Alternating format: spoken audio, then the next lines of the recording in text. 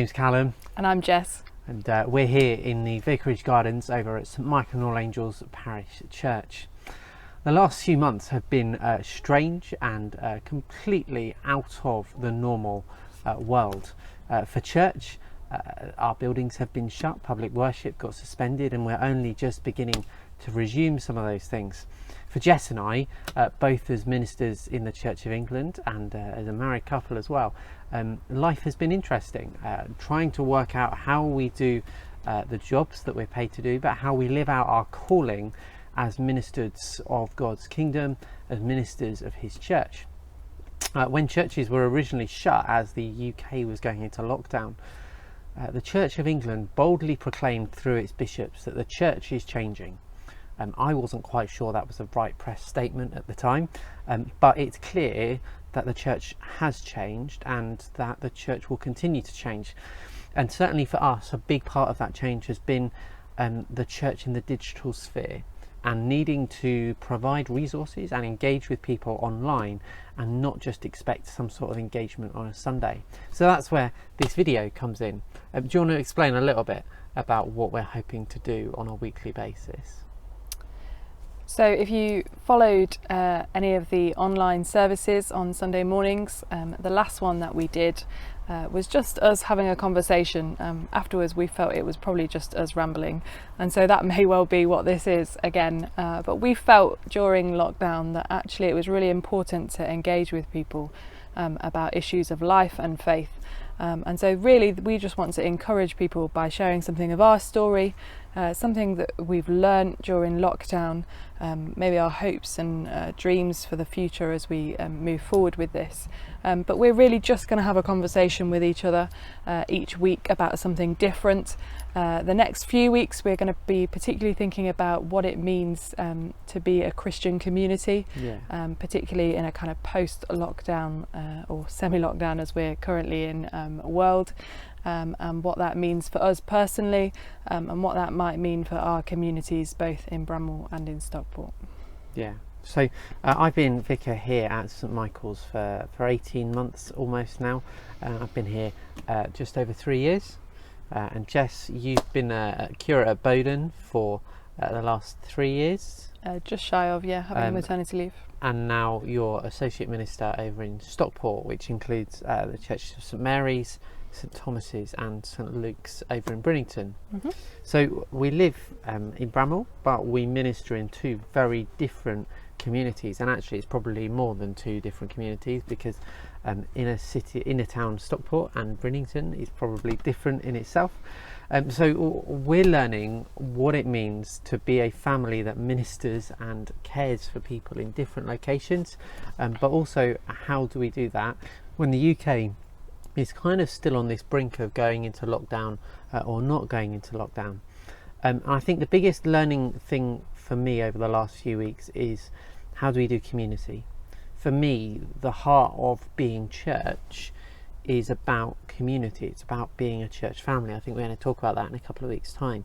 But to go from, I remember the final Sunday, there was this kind of anticipation that something was coming, but not quite sure what.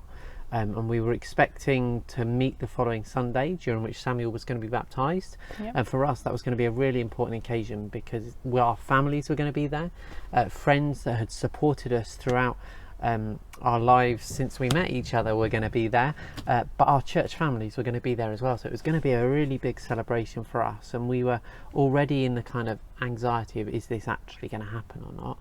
And you could feel that in church. And so there was something strange about that final Sunday, but we then had a big meal on the Sunday evening to raise funds for a trip to Tanzania for the church next year, hopefully, maybe the year after now.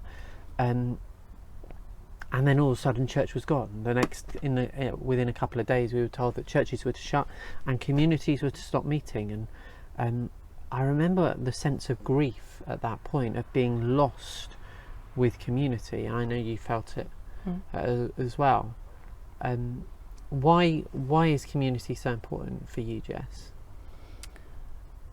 I think it's important for me partly because it's all I've ever known. So growing up in the church particularly, I've kind of had what I would term an extended family, and as you say, we're going to talk about that in a few weeks' time, and I probably wouldn't be who I am today without those people.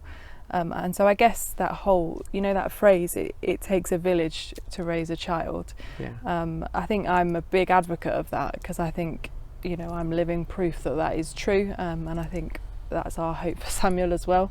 That there is something about community and the people that we find in it, particularly in church, that there are people who we wouldn't necessarily choose to spend time with, or we wouldn't necessarily find ourselves in places with those kinds of people, and yet we can learn and grow together, and that there's something in that I think is hugely important for us, that we learn from each other's differences, that kind of iron sharpens iron, even those things that kind of rough us up and get us angry, that there's something in that just makes us stop and think for a minute about what we think, about what we believe. And I think that's why it's important for me.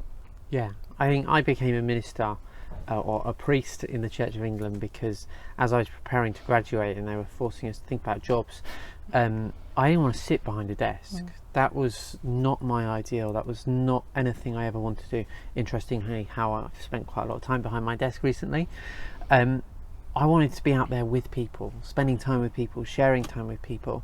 And I know that as I grew up in my Christian faith and understood more about what it meant to follow Jesus, I learned from people. You can have the Bible and you can read the Bible, and that's really important, but to see it at work in people's lives brings a sense of reality and truth to it that almost brings Jesus' words alive, I guess. I remember there were two people in my Baptist church, Frank and Kay, who were amazing and still are amazing South African people. They were so friendly, so kind, so generous, and their faith and the way they lived just brought alive the scriptures without them necessarily needing to say, well, I'm doing this because Jesus does it. And I think for me that's the art of community, and it shows us when it's done well and even when it's done badly what Jesus is about and why Jesus came and walked among us. And Jesus did community, didn't he? Yeah. And I think, right from the beginning of the Bible, it says it's not good for man, for humanity, to be alone. We are made to be connected with other people. It was interesting the other day, stood outside church and somebody said, why have you got a mask on when you're outside? And that person responded, because church people just don't know how to social distance. And there may be some truth in that, but actually I think the reality of that is actually there's something in our DNA as Christians that we are made for other people. Yeah, definitely. And so I guess that comes right from the heart of God. He, in the beginning it says that we're not made to be alone, and so it was his intention, his plan all along. Even he himself, as God, Father, Son and Holy Spirit, is community. And we're called as Christians to reflect that in our lives. I know that I've had a couple of books left for me on my desk in the office by Richard Rohr that talks about the community of the Trinity and how the Trinity of God, Father, Son and Holy Spirit are in this kind of dance, and it's a community, and there's that icon of the Trinity which more and more people are suggesting the missing bit is a mirror, that as you looked at it you saw yourself within that dance of the Godhead. And I think that's true, that God doesn't just sit apart from us and say you get on with life on your own as humans and have a nice time, but he invites us into the community of Father, Son and Holy Spirit to be part of that ministry that God has in shaping and changing the world. I think any movement that we can look back on and see has radically changed the world has started with an individual, but that individual has only made it possible by doing it with other people. And I mean that even applies to Jesus. Jesus came and he ministered here on earth. The living God ministered as a human being here on earth. He changed the world, but he didn't do it on his own. He did it with 12 disciples. He did it with people who society would normally exclude. Even at its bare minimum, when they go up on the mountain at the Transfiguration, he takes Peter and John with him. at most of the key points in Jesus' ministry, there are other people present. The Garden of Gethsemane, his final kind of time with his Father in prayer, the disciples aren't far away. On the cross, as he dies, there's two criminals either side of him, one whom Jesus forgives and the other who taunts him. And then at the resurrection, there's two women there. It's always the women that get in first. And yet, just at every stage of his ministry, there are other people, A, to witness what he's doing, but B, to share in it. And I think we're called to share in people's lives. And my life would not be as rich and as wonderful if other people, A, hadn't let me share their life, but B, didn't let me share my life with them. Yeah, and I think that's our hope in doing this video, that we might share something more of our lives with you, and the hope that you in turn might share something of your life with us. We're both kind of staunch card holders of the fact that if we're going to do ministry effectively, then we have to do it right in the heart of where people are at, that we have to be, the theological term is incarnational, that we have to be with people, not apart from people, not away from people, but with people, just as Jesus did. Yeah, if you were allowed in our garden right now, you'd see that I've had a bit of an attempt at gardening this year. I'm starting to get more passionate about gardening, but I kind of got to that point in the year where I've just given up because the weather has just been rubbish, but I know I shouldn't have done. But I'm reminded of that, of an image we were given at a training session, I think it was last year, of traditionally priests were trained to be like pots, like plants in pots, so that you could pick them up and move them. And I remember when we were living together for the first time and we went out and we did some gardening in our house back in Wallasey, we bought some plants, but we bought them to put in pots, so that when we finished in Wallasey and we moved, we could take them with us, which we did. And those plants grew, but they grew to a certain extent and they were requiring more and more care because actually they'd become pot bound. And the idea of ministry, of people in ministry, of priests being like pot plants, is that they could pick up and move to another parish without too much damage, because they were their sole isolation. But the problem with being in a pot is they were limited by the amount of water they could take on, their roots couldn't stretch out, their growth was stinted, and actually they were set apart from the rest of the garden. And we were just talking about how actually for us, incarnational ministry is we've got to take ourselves out of the pot.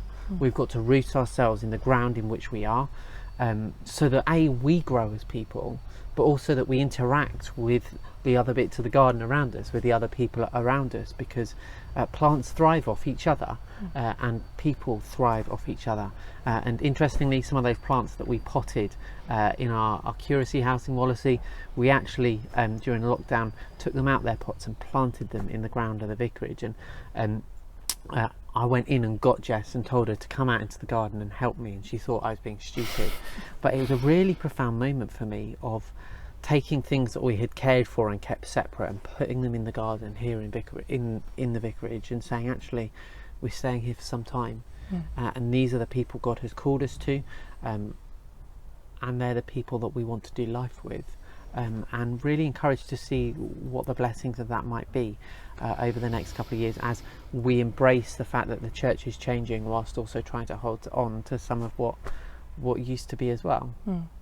Yeah, definitely. And I think, you know, as we go on over these next few weeks, we're going to think about family, we're going to think about church, we're going to think about community as a duty in these next few series of these things, and what each of those mean, and really all they're designed to be is just some of our own thoughts, some of our own experiences shared with you, in the hope that they might be helpful to you for your own growing in faith. Yeah, and I suppose the final point to say is the Church of England have been on this mission over the last few years to help people take their faith out of the church on a Sunday morning and use it for the other 6 days of the week as well. And some of you might say, yes, I do that really well. Others may go, what, we have to take our faith with us when we leave church on a Sunday? And others, a little bit like me, go, well, how do I share the good news that Jesus has changed the world with other people? I'm really blessed that I wear a dog collar quite regularly, and that just opens so many doors and so many conversations. But if I walked into a restaurant or a pub right now, or I met up with some friends that didn't know what I did, I'm not sure how confident I would be in telling people about the good news of Jesus. And our hope is that through some of these conversations we might explore a little bit of that as well, equip ourselves to talk about Jesus with people, but also to equip you as well, and to share your faith with others just by the way you live and by the way you interact and encounter other people. So I think that's it for this week, isn't it?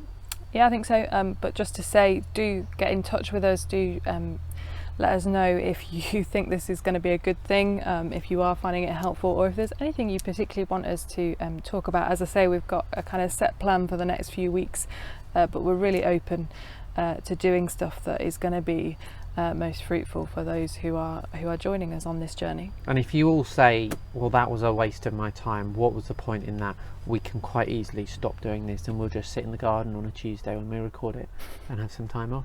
Not but that we've got anything any else to deep do. theological comments or questions, send them in and I'll get Jess to answer them.